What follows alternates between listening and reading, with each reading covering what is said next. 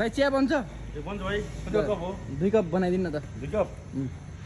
है त हुन्छ मिठो एकदम मिठो एकदम दुधवाला है यस्तो दुध बाक्लो एकदम बाक्लो दुध छ ए हस् दुधको मात्रै ए ल हुन्छ दुधै दुधकै ए अलि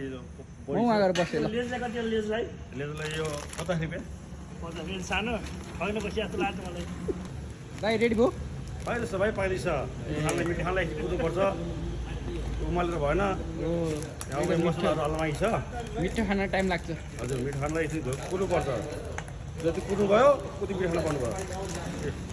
भयो कलर आउँदैछ यो कलर आउँछ यो मसला हाली खतरा भयो भाइ खतरा यस्तै कडा रङ